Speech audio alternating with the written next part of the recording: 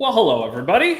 Happy leading the charge to those who celebrate. What's going on? Matt Bove, Dom Tibbetts here, coming to you a little bit early tonight. We have a longer segment in the middle of the show, so we wanted to hop on a bit earlier to potentially answer some of your questions before the show. Yeah. Cut down day tomorrow for the Buffalo Bills. Well, really for the entire NFL. 53 guys, got to be to that point at 4 p.m. tomorrow, so some big decisions coming up for the Bills. I would say, isn't it just crazy? Like, you know it's coming every year, Matt. Isn't it crazy the sheer amount of numbers, these guys that we've been tracking now for, the past couple of months, and what that organization has to do to basically get it down to, close to 40 guys, essentially, if my math is correct, or a little less than 40 guys. So from 90 guys to 53, but they've already probably made about 10 cuts. So there's probably 20 more, 25 more. Quite a few. But and there are certainly some names I'm sure we'll get into and stuff there too. Is there anybody in particular for you that you're like very... Yeah, turn the mics on, kiddo. There you go. We're learning here. Hey, everybody. Hi. First day. What's going on? Yeah. Hopefully that sounds a little bit better. My bad. Nobody told me anything. I'm really sorry for our intern over here. Yeah, nobody told me anything. He's learning the ropes. Is there like a name for you that you think like, oh, I'm going to be very surprised if they are or aren't on the team? Tyrell Shavers. If he's not on the roster, I'm just going to assume that he'll never be on the Bills' active roster, just because I don't know exactly what else he was supposed to do in this preseason. I think he really shined early on. I think that in the games, he looked good. He looked comfortable when they needed him last year. I think Tyrell Shavers here. Matt, we can hear you now. Maybe I'm just making no sense at all. So that's why maybe somebody out of like spite just shut my microphone off. They're like, your takes are so bad. Here's a question. From Lori, how many players can we protect on the practice squad? So the practice squad will be 17 guys, but if they're not veterans, they have to kind of go through the waiver process. So anybody could sign somebody, and then the practice squad will be set on Wednesday. Right. So that's kind of how it's ultimately going to play out. Like a good example of this is Frank Gore Jr. Mm-hmm. I don't think Frank Gore Jr. is going to make the Bills roster. For the Bills, once they cut him, he will be able to sign with any other team, but that other team has to put him on their 53-man roster. Right. If he does not sign to any other team's 53-man roster, then he can come back to the Bills practice squad and once again stick in the facility, or he could sign with a different practice squad if he thinks there's a better opportunity elsewhere, but usually guys tend to stick where they were in the offseason. So I think for Frank, it would make sense to stay around here too. The only thing that's tricky for him is, what is the path to the field? Mm-hmm. And the path to the field would require somebody in front of you getting injured. That said, you legit would be the next in line. Yeah. Like if somebody gets injured, you're probably going to be active on game days and probably going to get at least a couple snaps. And then I think the other guy for the opposite of the Frank Gore scenario, would it be Jordan Phillips, right? Where because he's been in the league so long, he is a veteran. If the expectation is that the Bills will bring him on to the practice squad. He doesn't have to go through all that. He can just pick where he wants to be because and he said last year that if he's not playing for the Bills, he's not going to play at all. Right. And I was looking it up actually a little bit ago just because I didn't know exactly what it was. Did you know that practice squad players who have more than 4 years in the NFL can negotiate up to $25,000 a week? So a week? A week. So Jordan Phillips will be getting paid assuming he gets the $25,000, which I think he would, $425,000 for the 17 weeks of the NFL season to be in the best shape of his life, have food prepared for him, and hang out at NFL games. Brandon Bean, hello, my name is Dom. I would like to be on the practice squad if you're listening right now. Right, Your exactly. people can talk to my people, and we'll figure this out. That's a fun one. I didn't know that. Same thing for Shane Buechele. I don't know exactly off the top of my head how much experience he has in the league, but I think what will happen is that he gets cut. There are reports out there that Mike White will also be cut or is expected to be cut. He'll get cut, and then I think the Bills will probably try and bring him back on their practice squad. Buechele's in his fourth year. All right, so for those of you who don't know the format of the show, we are quickly going to say goodbye if you're watching on the stream, so we can introduce everybody on television. You can continue to ask your questions, and we'll try and get to them over the course of the next little bit. 1,200 people already watching. That's fun. All right, we're going to take a 15 or so second pause, and then we'll be right back.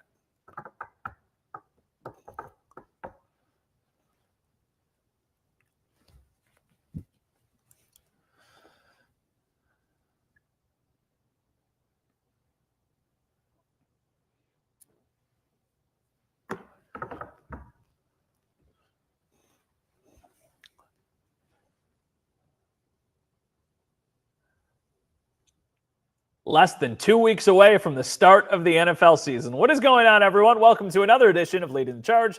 I'm Matt Bove, joined as always by Dom Tibbetts here. We're getting ready for football season, but before we can get to the regular season, we have to get to cut down day, which for the Bills and for the rest of the teams in the NFL is tomorrow at 4 p.m. They got to get the roster down to 53 players. Yep. So as we get ready for tomorrow, who are the immediate names you think of as the guys who are on the bubble fighting for a roster spot? Yeah, it's unfortunate because I think the easiest name is Tyrell Shavers, but he's been the fan favorite. He was kind of the story last year too, though, but it's where does he finally fit? Is this a year where he has proven enough, which in my opinion, I think Tyrell Shavers has, is how does he get onto this roster, right? But I think he has a path there. He's a big bubble guy. You could make that argument really for probably a guy like Elijah Moore. I think he in that wide receiver room has that same thing. Curtis Samuel, we've talked about in weeks past too. I think that's where you are offensively. Defensively, Dane Jackson stands out to me as a guy who might not be on this 53-man roster. There's some decisions have to be made. I think a lot of that has to do with the health of Trey White. What's the projection on when White is going to be back from his injury? Is it going to be before week one? Is it going to be after week one? Is it going to be extensively after week one? So I'm assuming some of those answers, Matt, probably get hypothetically answered tomorrow with some of those roster moves they made. Yeah, 4 o'clock, and that's when we're going to kind of find out a lot about the roster. Now, one thing we already learned is that the Bills are expected to release Mike White. That is according to Tom Pelissero of NFL Network. And then there's this question from Michael. Do you think the Bills should keep Shane Buechele over Mike White? My guess, Michael, is that they're going to try and get both of those guys in their practice squad. I think for Mike White, if he's got an opportunity to get on an active roster elsewhere, he will, of course, take that. But if not, I think you come back to Buffalo. Having 2 quarterbacks on the practice squad seems a little bit like a luxury, but given how close the Bills' quarterback room is, and that Josh Allen gets a lot of say in this situation, I would imagine that they would like to keep all of those guys. The Dane Jackson point that you brought up is really interesting because I thought Dane Jackson was going to come back and be a legitimate backup for a player like Tre'Davious White. Then we watched the preseason game, and he played well into the end of the Bucs preseason game. That is not a great sign to me that he is going to be somebody who's going to be on the roster now. That's not necessarily true. He could just make the team because they need a veteran corner and they trust him. But it was interesting to me that he was on the field longer than Dorian Strong was, and that Jamarcus Ingram were, because it felt like those guys are ahead of him in the pecking order based off of what their roles in the game were on Saturday. Yeah, you could always make the argument like, okay, you're in the late fourth quarter, really of any of these preseason games where you've seen Dane Jackson, but let's just go back to the Tampa game. There's a lot of younger, inexperienced guys out there. The case could just be simply maybe Dane Jackson's out there to provide some veteran experience for a bunch of young guys, like Zy Alexander, who hadn't been on the team. He's already been cut, right? But he hasn't been on that team prior to that game a long time. Like that could just be maybe a cautionary move from Sean McDermott and Bobby Babish to at least put some sort of experience out there with a bunch of young guys. But it always does seem to lean towards like, this isn't a good sign if you're playing that late into a preseason game. John says, I think Jimmy Charlo makes the 53 for depth and special teams. What do you think? This is such a tricky one. It's going to not make people happy. No.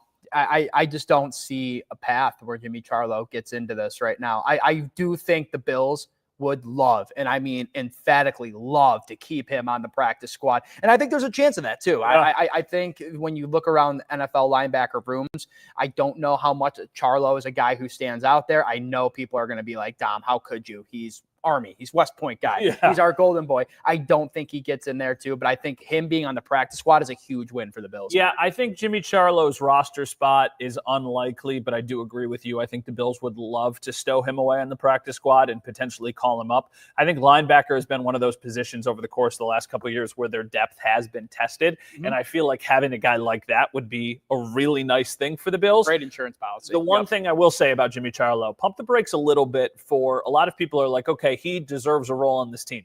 If he's on the team as a special teams contributor, I really don't have any problem with that. But I don't know what he would bring as an actual player on your defense, considering the plays we have seen him make have gone against second and third and fourth string players. There was a reason he was available when the Bills were able to get him. So I just kind of want to pump the brakes on all of that. And then here's a comment from Rob. From what being said about White, is his injury not too serious? Rob, reading between the tea leaves a little bit here, Brandon Beane did say that it was a little lower leg injury. And then Jay Skursky from the Buffalo News asked for a clarification from Sean McDermott. And he said they're waiting on the results from an MRI this week. So I do feel like we will get some status, but at the same time, it doesn't feel like it would be anything that lingered for a long, long time. No, it's so hard. I mean, we're not doctors trying to decipher of how long this could be. I do think there's a legitimate chance his week 1 availability could be in jeopardy with this. Yeah. I do think that's a real thing they have to debate, and this team's going to have to go through. So then I think also the question off of that point, Matt, becomes, so you don't have Trey White. Maxwell Harrison is a guy I think leaning towards starting the season on IR. Where does it start? Maybe we answer that in the next half of this block because we do have to go to commercial. Yeah, we have to quickly go to a commercial break because we actually have something a little bit different planned for you this evening. One of the things we talk about on Leading the Charge a lot is the Buffalo Bills offensive line. So to give it the credit that it rightfully deserves, we had a special conversation the other day with myself, Joe Biscaglia, our 7 Sports contributor, starting center Connor McGovern, and starting guard David Edwards. That conversation coming up on the other side of the break. Wow, 55 on the dot. My man, look at us. Bang, let's go. That's good for an intern. That's good for an intern. I didn't even have my mic on earlier. Dolak would be better than Charlo. That's a very, I don't think it's a crazy take. No, I don't think that's a crazy take at all, too. So I think Sean Dolak's got a future in this league. So really dumb question from Howard. No such thing as a dumb question. If a player does not make the 53-man roster, are they let go from the Bills organization? So if they're let go from the Bills roster, they will not report to work on Wednesday unless they, So basically, cuts are at 4 p.m. on Tuesday. Usually the players find out Tuesday morning if they have made the team or if they haven't. The Bills can't set their practice squad until Wednesday. So usually Wednesday when we're out there for practice is a very scarce day because there's just 53 guys out there, maybe a couple of veterans who are already on the practice squad. Because mind you, we've been watching practices for the past couple months with 90 players. Guys, exactly. Right? Yeah. So it goes from the 90 players that are there in the summer to 53 players, then 17 players on the practice squad ultimately come back. And then once the season starts, the guys on the 53, they get a big chunk of the playing time during practice, and then the practice squad. What do you guys think of bringing Jordan Phillips back today? This is from Joe. Well, Joe, it certainly appears that it's going to be a practice squad spot for Jordan Phillips. Which is right where it belongs. Which I think is a really smart thing for the Bills. I think it's a good break glass in case of an emergency type of situation for a player who can perform. Jordan Phillips had the only sack for the Bills in the AFC Championship game last year. Did you actually watch the replay of that? Now that's because I think it's today. Yeah, it's it was a great move. Picked up his guy, literally threw him into Patrick Mahomes, and then was able to make the play. But yes, I think I think there was a lot of speculation when the move was first made of what's his fit going to be? Is this going to be is this a sign that the Bills are going to make a big trade? No, it's right kind of where it would fit, and that's him being on the practice squad. What it makes the most sense to me is that they signed Larry Ogunjobi, who we know is going to be suspended for the first 6 weeks of the year if he makes the Bills roster. This, to me, gives you a almost free elevation, not almost, it is free elevation for 3 of the first 6 weeks if you feel like you need to.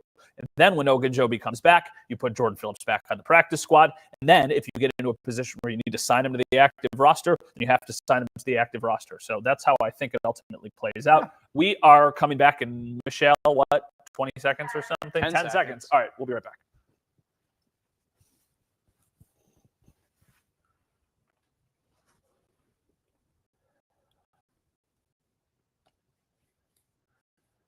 Okay, welcome back, everyone. So on Leading the Charge, we often are talking about the offensive line. So tonight we wanted to give a little bit of extra love to the big men up front to protect Josh Allen. Here is part of our offensive line roundtable.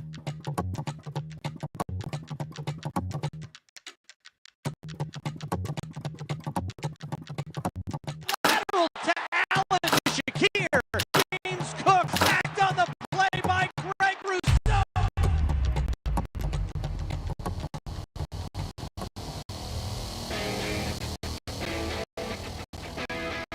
Completely dominated this game. I need him to give me the offensive line report, though. They did not allow Josh Allen to get hit once. They might have the best tackle duo in football right now. Deion Dawkins and Spencer Brown. Osiris Torrance the last 2 weeks has played lights out. Connor McGovern has been great at center. David Edwards has been awesome at left guard. They deserve all the credit. The offense this is one of the best offensive lines in football without a doubt. Bill just in the Gray Blazer has talked about this year is the offensive line. Is this the time I'm allowed to talk about the offensive line, or we save it?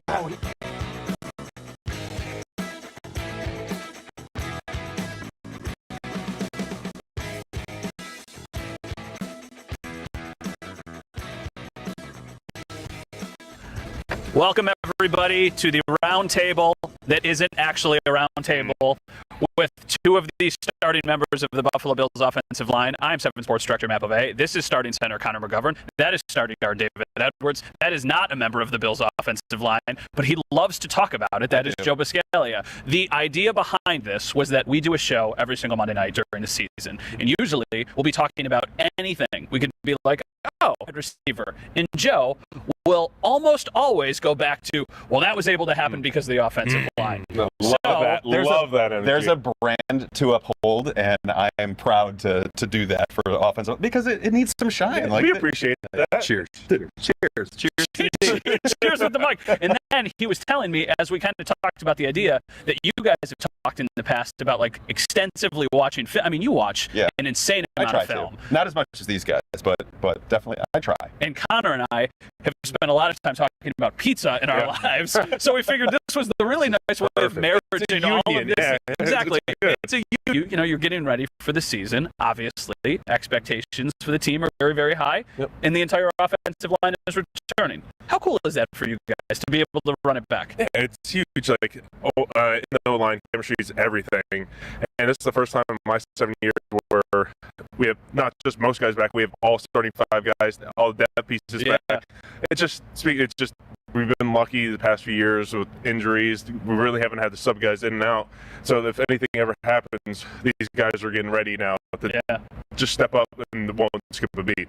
You know, we talked about chemistry. I was waiting to see if you were going to jump in there. Well, I was going to say that you did the perfect segue. I mean, the amount of man games not missed over the last couple of years has been kind of wild to think about. So how has that helped build your chemistry over the last 2 years? I know it was a different exchange in 2023, but last year specifically. Yeah, I think just any time that you understand how each guy is going to play blocks, I think you're at an advantage because whether it's run or pass, guys aren't, finishing guys onto somebody's legs or doing something that, could put somebody at risk. And I think that goes back to the technique and fundamentals that were being taught by Cromer, by Austin, by Millie. I just think it's a collective effort that everybody, is able to stay healthy. David, what makes you guys so good?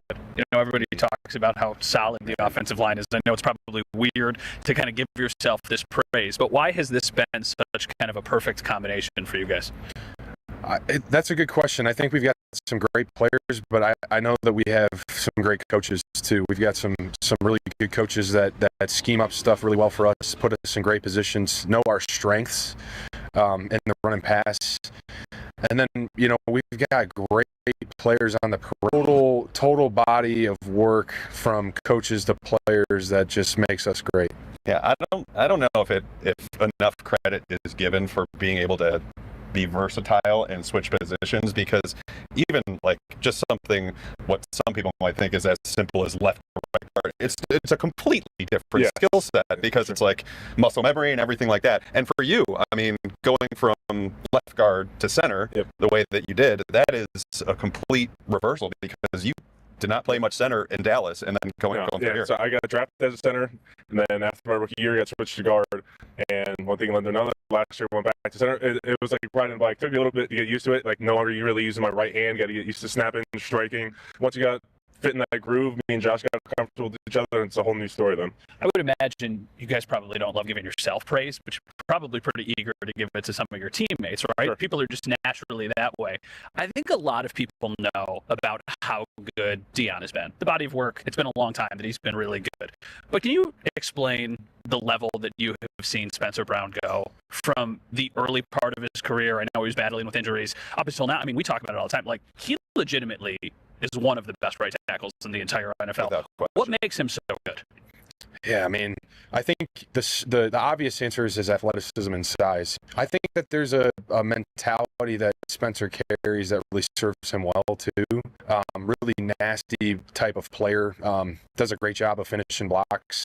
Any young player, Osiris included, his knowledge of the game as it continues to increase, he gets more experience and more reps under his belt. I think his level of play will continue to increase too. I had a conversation with you earlier this summer about Osiris, and you said something striking like you think he has the potential to be one of the best in the league No at doubt. his position. So why is that for that the level of potential you see from him, especially going into a pretty critical third year? Yeah, I really believe when it comes to O-linemen, if you have God-given traits that you cannot coach, size, strength, intelligence, he's got all of that. And the more that you get those reps under your belt and you see what the defense is presenting, you're in a system for a good period of time, you're around, the same offensive lineman, your coach, there's just such great consistency and continuity around him. Again, I just think he's going to continue to ascend, his intelligence, and then playing next to Connor and Spencer, I just think the sky's the limit for him. I think a lot of times when people watch football, especially casual fans, they notice the offensive line when something goes wrong, or if something goes really right, and then they see the replay back, they go, okay, Josh had all day. I think about the throw in the wild card game against the Patriots, where Josh had like 9 seconds to throw to Dawson Knox in the back of the end zone. That was for both of your time. But it's like, oh, look how long he had to throw. What is the thing that most people don't understand about a good offensive line, or something that they should know about what makes an offensive line? I feel this is a how much time do you have a question? Yeah. we got all the time. And the last one's acknowledged. So, that's just something we live with. And when we truly have a good rep, no one notices. And that's a good thing. When you hear your name called as offensive lineman, it's usually a bad thing. So just people don't know the intricacies. When we get up to the line, we're looking at the safety rotation, just where's the Mike linebacker, stuff like that. They don't really realize how much goes into it before a play.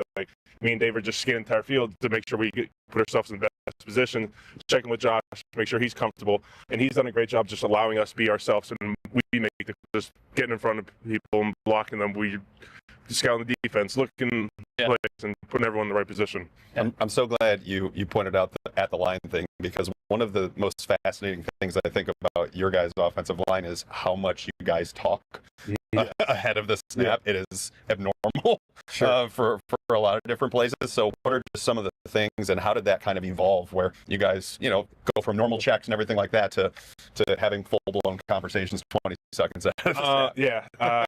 It just comes to, I like talking. I like making sure everyone's on the same page, just how I am. I don't want to leave any gray areas. I know Dave's the same way. We live in a black and white, just how we see things. It's just easier if everyone's on the same page. If we're all wrong, we're right, basically. And that's how we live. And I'd rather everyone be on the same page and no one have a question about what's going on. And I think that's the right way to do it. I was just going to say that we all have, Josh has so much in his brain, I think, when we break the huddle. And he's got to think maybe run check, pass check, run to run, pass to pass. And we all have a conversation and say, all right, how can we take something off of his plate that maybe eliminates 10 seconds, of thinking or whatever it is. And the communication that we've had leading up to line of scrimmage and even at the line of scrimmage is so unique, but it's so awesome because maybe we see something that Josh doesn't see, or Josh sees something obviously that we don't see. And I think that chemistry and that pairs really well together within the scheme and the offense that we're trying to get done. I know you were with him in Los Angeles as well, but Cromer being back in Buffalo, you mentioned both the coaching. Obviously, the players matter, the coaching matter, because it feels like there's been a correlation. When he came back, the offensive line got really, really good. I think the best thing he does is he sees us all as individuals and coaches like that. We're not the same. Me and Dave aren't the same. Me and Cybo aren't the same. And he coaches all five of us differently. He knows what we're good at, uses that for our strengths. And it's just really be on the same page. And at the end of the day, that's what matters the most. Watch me break tendency here. Who on the offensive line throws down the most pizza at one of Connor's. Whoa, that was a buffet question, not a joke question. I think that's an easy answer. Yeah. Osiris Torrance, by far. Easy. Really? Like, so, the island here, left side, I'm prepping everything. Yeah. Oven's behind me. Comes out. I put it right on the right side. And know where he sits? Because I have bar stools right at my island. Sits right here. As soon as that pizza goes down, he's grabbing it. And then he gets up, goes downstairs where the pizza goes, and he's the first one at the bottom of the stairs, and he eats more. I think the most underrated part about the pizza parties, and we were talking about this yesterday, is the pizza is great. Like, it's unbelievable. It's the pizza party. He also, and people don't give it enough credit, is the app are awesome. Pizza gets you in the door. The appetizers and the desserts keep you there. He's got really thought about cookies. this. It's a full service show. I mean, it's awesome. Let me say, too, he's unbelievable at making these pizzas. It looks so good. I've had them. The hot honey. I mean, he is so dedicated that he's ordering special ingredients from Texas and Wisconsin. Oh, he's got to feed honey. the boys the right material. He's got to feed the boys the right you material. had one and didn't bring any back for me? Because No, I have not had There wasn't any left, so I couldn't bring anything back. I would have been in front of Osiris Torrance. All right, we have one more segment. We'll answer a couple more questions during the commercial break. A little bit of actually update for you. So if you're watching on TV, we'll be right back. And if you're on the stream, don't go anywhere. Okay. Shane Buechele, according to Adam Schefter, has been waived by the Bills. That just happened. So they're answering not that question. a huge surprise because he was not making the 53-man roster. That said, now it feels like realistically, I think Buechele's absolutely on the practice squad.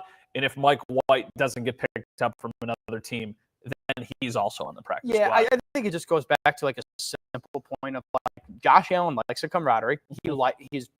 Him and Shane Buechele are very, very close friends. He's had Mike. He knows Mike. He's built a reputation with him.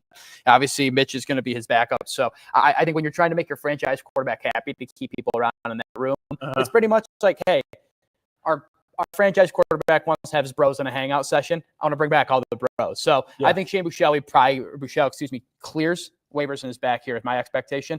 I could see Mike White signing on somebody's active 53 man. I don't know. I don't.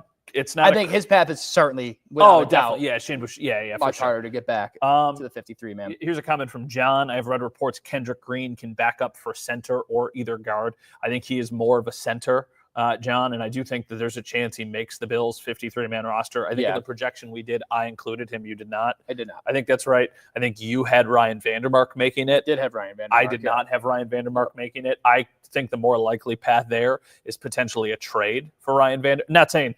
I think the most likely thing is that he makes the team. The second most likely thing is that he gets traded. Yeah. The third most likely thing is that he's just straight outright cut. Here's a comment from how much time is left?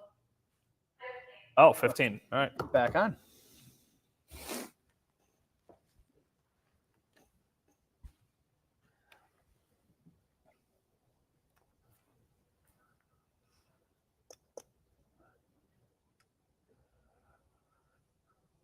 Okay, welcome back, everyone, for our final segment as we are getting ready to say goodbye. Here's a question from Rob. I think it's a good one. What's the comfort level with Tyler Bass? I mean, that's going back to that preseason game. So his first action, really, of all of training camp, and it went fine until it didn't go fine until the very end. Missed the shortest field goal. You got to make that one. That being said, though, the ones he did make were hugging the upright a little too close for comfort on some of that. Yeah, I'm kick the rust off, I guess.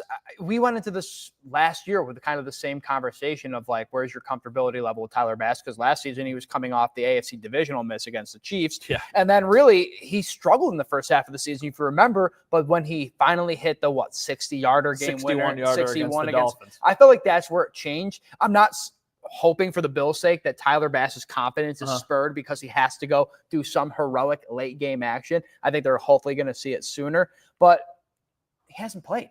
He hasn't been healthy. Even during training camp when he first got banged up, man, he wasn't taking reps. So it's a very slow process. I'm sure that's going to ramp up extensively over the course of the next few weeks leading up to the Ravens game. So I would say it's like mid-level comfort with Tyler Bass. Okay. Is Phillips announced for the practice squad? Sal said he would be on the 53. So Sal Capaccio, my podcast partner, I don't believe said he would be on the 53, but let me give you what I believe is happening with Jordan Phillips. Jordan Phillips today signed with the Bills. That was on the NFL transaction wire. My assumption is, not my assumption, an educated guess here, is that Jordan Phillips was signed so he can work out for the next little bit. He will then be cut when they trim their roster down to 53 players and then brought back on the practice squad. So what I think is happening is he's on the roster. Tomorrow when they cut all of their players, his name will be mentioned as part of the cuts, and then he will come back to Buffalo on Wednesday when they can he's not going to leave, but he'll come back onto the roster on Wednesday when they can finalize the practice squad. I think this is the way of getting a veteran in the room. And then Brian brings up the comment, Carter on the way out trade. Really interesting circumstance with Dwayne Carter.